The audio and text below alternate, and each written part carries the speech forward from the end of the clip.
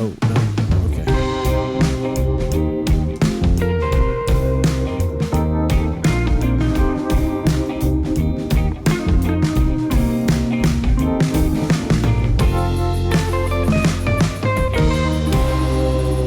Welcome back, everybody, to Daydream Legend. I almost forgot the name of my podcast. It's been that long since I've recorded one. Was hoping to get one out like around New Year's Eve, but got very busy.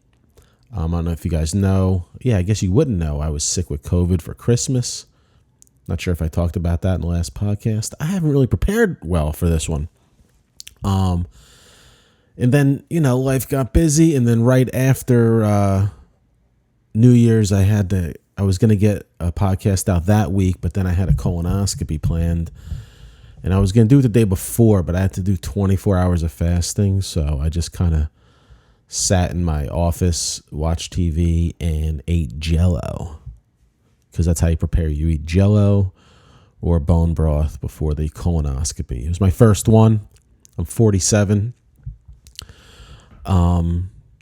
Definitely the weirdest experience. Okay, that's a lie. I was about to say it was the weirdest experience of my life. It's not the weirdest experience of my life. I've had weirder experiences, but I've never been put under before, anesthesia, and that was crazy. Because just the whole process. First off, when they get me in the bed, she's like, get undressed, take all your clothes off, put this, apron on with the whole back open. And she was very demanding. Like, because I just start getting undressed, and it's whatever. Whenever I feel I'm in a rush, I fumble things, so I just can't get my belt done. I'm not getting undressed at a fast rate. And she's like, "Are you ready yet? Are you ready?" I'm like, "No." I felt like a girl being harassed, like on a date where they were very impatient. So get on the bed, and the whole creepiness of being wheeled around the doctor's office into a room with lights and machines. I've never spent a day in a hospital, nothing like that. It was definitely, I don't like it. And it made me really feel for people that have to be in hospitals. And,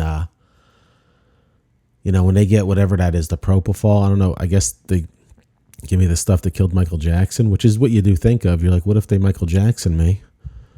And they're like, you'll be out in no, and then like, I didn't even hear the words no time. It was like, I just woke up, but I did dream a little bit. Like someone said, you wake up immediately. I did dream that I was in on an island like Turks and Caicos. And I enjoyed that dream so much that I booked a trip to Turks and Caicos. So I didn't think that would happen.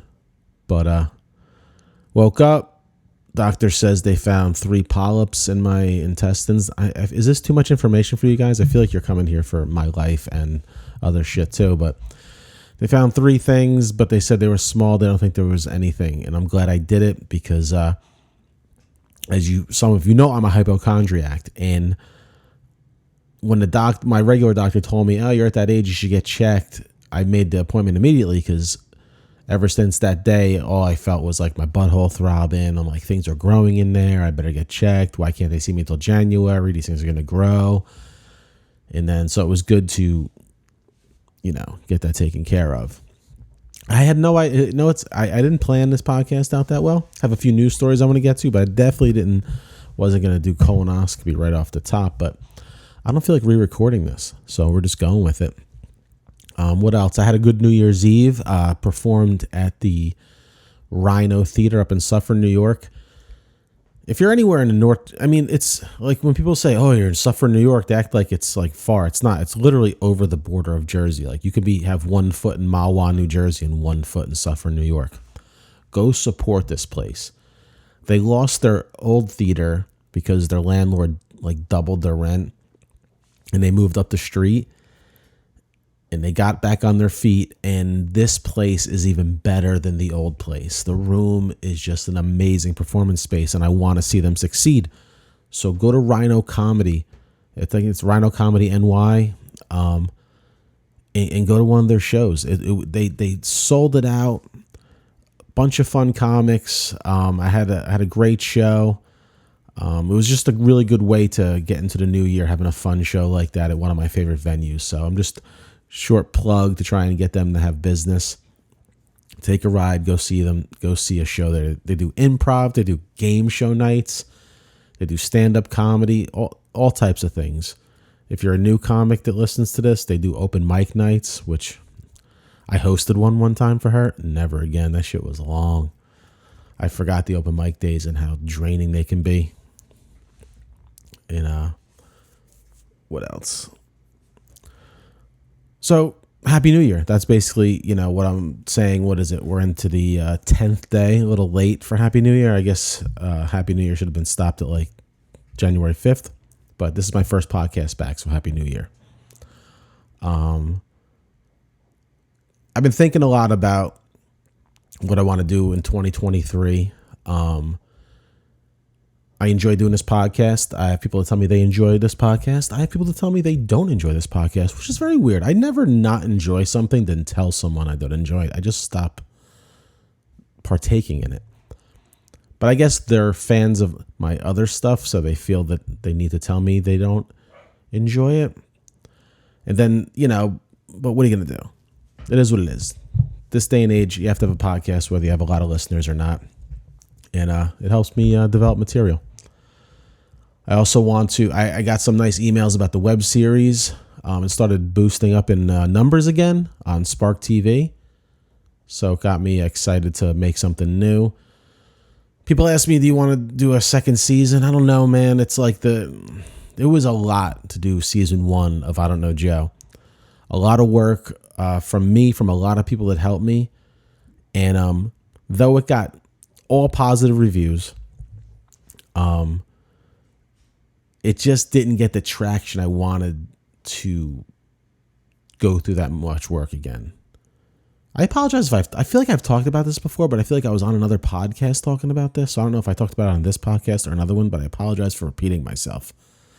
But I think I'm going to go towards like short film this year. I think 2023, I'm going to make at least one short film. And I debate all the time, should I stick with comedy? Because that's like my that's what my not wheelhouse, because I have made dramas that are good and stuff, but like it's my brand. Can a comedian make a drama, or can I make like a funny drama? I don't know. I want to do a short film. I just don't know if I don't make it funny, if I make a drama, if people are looking at me for comedy, they're gonna be like, I liked it, but that's not what we're here for. I'll have to see. You know what? Bottom line is, it's hard enough to write a good script. So whether it be comedy or drama, it's got to be good either way. So I'll be lucky if I can get a good whatever out of the creative gods this year. So that's one goal. And I'm going to start working on that ASAP. I'm going back to my writers group on Zoom with all these great writers that I met during the pandemic. And I'm going to start developing something that hopefully I can start shooting maybe this summer. Definitely this summer. If it's a short film, if I can't write it by the summer, film it in the summer and start, have it done by the fall, then I'm being lazy. So I'm hoping I'm going to have some people keep me to task on that. My other thing for 2023, I don't know, man. I work a lot. So I put a lot into comedy and writing, and I just into like not just physically going to shows and writing, but like my whole thoughts are just constantly obsessive about everything creative, everything career. When's my next gig? Blah, blah, blah. I want to slow down a little bit this year. Not that I'm not going to do gigs and do projects. It's just I need to make time to have a life. Like I already started this year. I'm making more time for family and friends, like going to see my mother and my brothers. Saturday night, I got together with two guys I probably haven't seen in person in 7 years. Two old friends from back where I used to live, and it was good for me. I think it's going to help me creatively. That's basically what I want for this year. I want more balance. I want more balance with my creativity and like a normal life. I want to make a short film. I'm going to continue this podcast. I'm going to try and make it grow. I'm going to try and be guests on other podcasts to try and let people know about this. And I still honestly don't even know what this podcast is yet. I think it's just a place for me to ramble for a little bit, talk about weird news stories, and really waste your time for about a half an hour. I don't want it to be any deeper than that. I'm definitely going to start having guests on occasionally, maybe once a month, and that's that. That's my plans for Daydream Legend. I think I'm going to make an opening for the video though, because I'm just tired of seeing myself sipping my coffee, waiting for the song to end. That's what I was thinking. I'm like, the podcast even need intro songs no more? Just get right into it. Oh, this is my new mug my mother got me if you're watching on YouTube for Christmas. It's got a J on it. I love it. Ceramic mug. And she got me this hoodie. I'm in full Christmas decor today. Take a little sip. So that's that. Happy New Year, everybody. I hope you guys have some goals this year. Those are my goals. And like always, the goal every year is like try and keep my pants fitting. It fluctuates, but what are you going to do? I told myself I was going to start using the kettlebell 2 weeks ago, and the kettlebell is still acting as my doorstop. And now, the news. Okay, I have a few news stories. I don't know. They're all weird. I'm just going to start with this one first. Headline is, I expose female cheaters. People don't agree with my methods. A Gold Coast, Australia car dealer, Jay Ingram, recently became single following the end of a 12-year relationship, but said he was shocked that a number of women he had been talking and flirting with on social media were already in committed relationships. In response, he said he would now publicly shame women who had slid into his DMs if he discovered they are already taken by editing himself into their couple snaps. However, 33-year-old is now copping heat over his extreme antics, with many calling out his behavior. One woman said, a man said, why bother? Instead of trying to expose cheaters, focus on finding yourself. Boo. No, this is actually kind of funny, actually. Other people say he's weird. Other people claimed Ingram's mission to be honest on social media was delusional, writing, he thinks he's God's gift and women are just lining up for him. He goes by the handle at Mr.Play.official on Instagram. His New Year's resolution was to expose women with boyfriends who had been messaging him in a video on January 4th. You know what I realized over Christmas break, when a lot of you females were that's not a good way to phrase it. When a lot of you females were posting stories with your mans underneath the Christmas tree in your matching pajamas and all this couple goal shite, you were actually in my inbox at the same time for a couple of months. And it's not just one or two, it's a lot. One of my New Year's resolutions is that I'm going to be honest about this stuff. So on my next story, I'm going to name all of you. It's funny, but it's kind of a dick move because his thing is, if you got a man and you message me shady shite, I'm going to Photoshop myself in your couple photos and post them. It's hilarious. It's kind of funny. It's kind of funny to me that he would do something like this because but it's also kind of sad because, I guess it's okay to expose. I guess these people deserve to be exposed if they're doing that, but it's also kind of none of your business. I mean, if nobody's flawless. Let's just get that out of the way. Everyone has made mistakes in life, but it's like, I just feel like this guy's just a little too bitter to be going through the thing of photoshopping yourself into a photo to blow up a woman. It's shady to be messaging with people on social media, but maybe, you don't know if you didn't hook up with these girls, they're not actually cheating yet. I know some people consider flirting online cheating, but I guess that's, depending on the person and whoever their significant other is. There's a lot of swingers out there. I don't know. You could be ruining people's lives really for no reason, because even if it is innocent, you're going to call, just say this girl's flirting with you and just for her own kicks, guys watch porn. Maybe this girl just flirts with guys and just for kicks. You're going to go blow up her life for what? Because you don't think it's right? That's where I grew up people that's kind of weird. It's like, why don't you just worry about yourself, dude? Let's see what he says. While many question the motivation of his quest, some praise it as nice work, but most thought it was extreme. That's what I think. It's a little extreme. Okay, he defends his antics by telling he was raised with morals But were you though? If you're raised with morals, then you'd really be worrying about yourself. And I mean, it could happen all the time. I mean, you could be single out there, meet someone that's married, and then be like, I'm not into that. And then you go. So you don't have to go blow up that person's life. You just move on from it. He says, on the Gold Coast, you can get away with a lot of shit without being called out. Infidelity is not a fun thing to happen to anyone. I was actually raised with morals. Yeah, it's not fun to happen to anyone, but it's really not your business, quite honestly.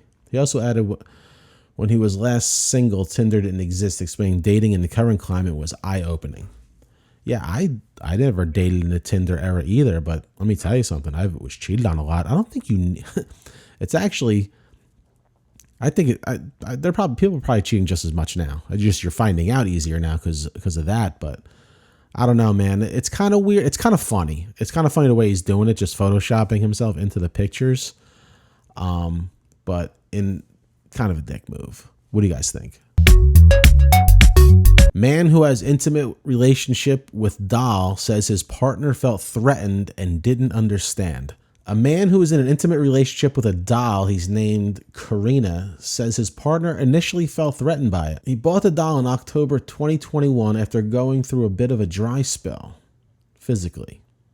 Of course, what other way would there be? Who goes through mental dry spells? Rob decided to invest $3,000 of his own life-size doll, or physical synthetic companion as he describes her, and soon began to feel more than the physical benefits from owning it. He told News, all of a sudden, from the emptiness, I had something that required care and maintenance and improvement in a feminine way. It was nice. Ugh. However, his real-life partner, who lived 5,000 kilometers away, wasn't too happy about it at first. We argued about it and she didn't understand. The first thing that she's feeling is threatened and wondering why. But Rod explained to her that the doll was just keeping him company, and she soon saw how important Karina was to him. Okay. I don't like where this world's going with sex dolls. Like falling in love with them, like using them like as a relationship. I'm with his wife. I mean, you should really feel threatened by anything that takes the attention from you. First off, Rob, I mean, if you're going to ignore your wife for a doll, just go ignore your wife for a regular woman. Unless I guess you can't get a woman, but I just don't understand. I just don't understand how you cannot feel that everyone in your life is going to think you're a creep. Not if you use a sex doll, because whatever. You use a toy, that's fine. But to make it affect your marriage, to fall in love with it, this is another example of where I think we're done as a species. Because here's the thing. I see it all the time online. People are lonely, or they're in a bad marriage, or they can't find somebody, and it's like everyone's that bad that this is where you're landing? Real life sex doll? Not just for fun, but for companionship? Get a dog. I mean, get a dog if you're not into dogs like that. Don't get a dog. You know what? Actually, I think men like Rob should have these. Get them off the streets, in the house with dolls. I think that's probably going to benefit his wife and every other girl that's going to meet him that doesn't really know how weird Rob is. What do you guys think about Rob? Pigeon with meth backpack caught sneaking meth into prison yard by prison guards. A pigeon was located at Pacific Institution inside the walls, and it appeared to have a small package, sort of like a backpack, attached to it.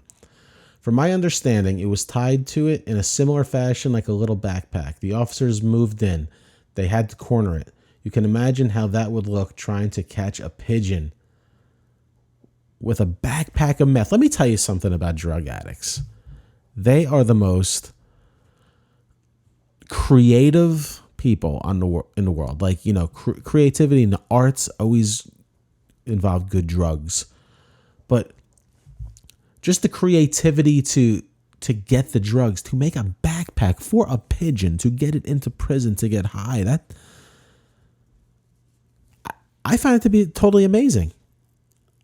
I mean, I've seen it growing up, like people that need drugs or don't have a pipe or something, create a pipe out of like a guitar neck, out of like anything. Drug addicts can find any way to get the drugs into them, even if it means a pigeon with a backpack.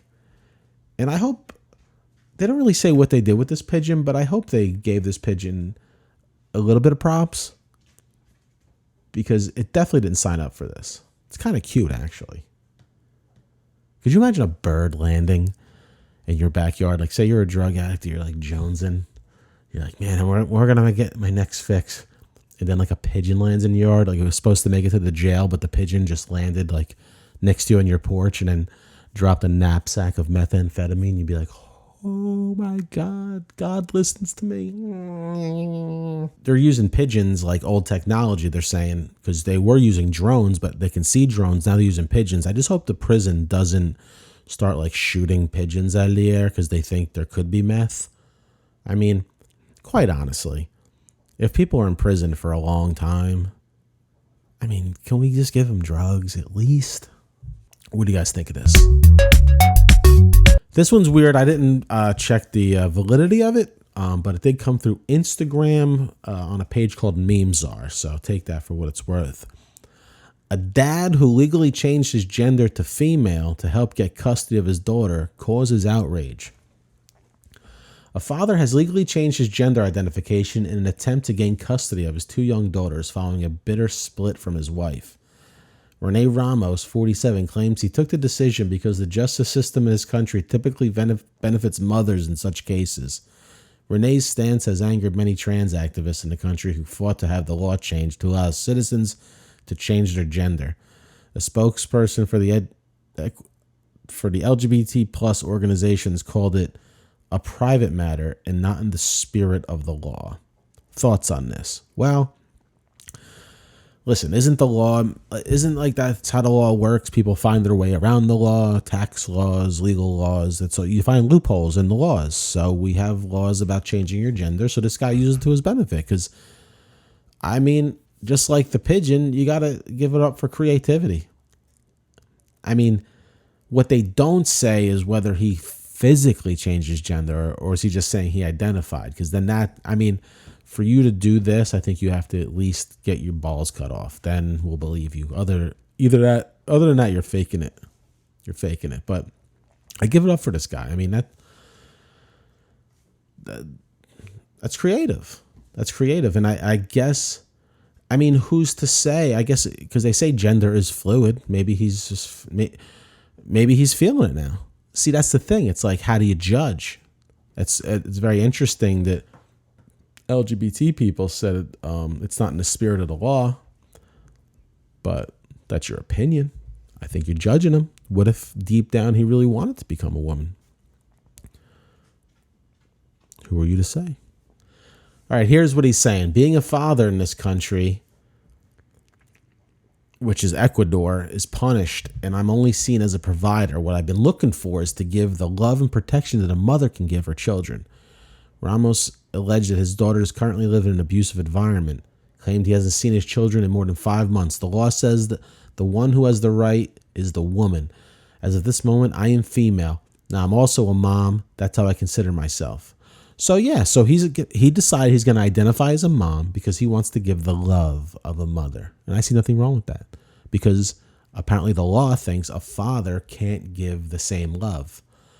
And he's like, screw you. I love my daughters just as much as the mother. So if I have to call myself mom for you to believe me that I love my daughters, then that's who I am. And of course, the LGBT said it's outlandish. Listen, I get people being angered by it that are LGBTQ, but I think they should say, yes, we do think this is not in the spirit of the law, but we do support this guy because he should not be judged on his gender when being able to take care of his children. So he did this to make a point, and I think everybody knows that. He really just wants to be a dad that gets to see his kids. But kudos to you, Rene Ramos, age 47. I think you're going to be a wonderful mom. All good things must come to an end. All right, that's this week's episode. I'm glad I got to get one out for you guys. I appreciate all the returning listeners and viewers on YouTube. Please tell your friends about it. And please subscribe to the YouTube channel so you can see the pictures I put up. And if you're on YouTube, go subscribe to the audio at any audio podcasting device you may use, because those numbers help me as well. We had no messages or text messages this week, probably because I've been off for a while and haven't been telling people I've been doing this. But if you ever want to call in, leave a message for me, asking me a question, telling me a story, you can either send a text or voice message. It's totally anonymous if you don't want to give me your name, to 973-908-8477. You can also email me at my website, joe@joefernandes.net. And just give me your thoughts on things. Go check out all my shows coming up. I have to update my calendar. So currently on my calendar, January I'm a little light, which is typical this time of year. But in February, I'm headlining Uncle Vinny's Comedy Club, February 1st and 2nd. I'm headlining Paisanos Comedy in Rutherford, New Jersey, February 23rd. And I'm opening up for Dave Landau. Very, very funny comedian. Go see him. We'll be at the Machunk Opera House in Jim Thorpe, PA, February 24th, and Newtown Theater in Newtown, PA, February 25th. So go to joefernandes.net to all those ticket links. I'll be adding more dates coming up soon. I'll also be in Myrtle Beach. If you're in the Myrtle Beach area, I have no idea if you are, but the weekend of March 24th and 25th, I will be at the Comedy Shop down there, opening up for Vic DiBitetto. So either go to Vic, I'll put it on my website, but if not, go to Vic DiBitetto's website to buy tickets, or jjcomedy.com. That's the Comedy Shop's website. All right, and that's it. Thanks everyone for coming. Please subscribe, do all that stuff, and I'll see you guys next week.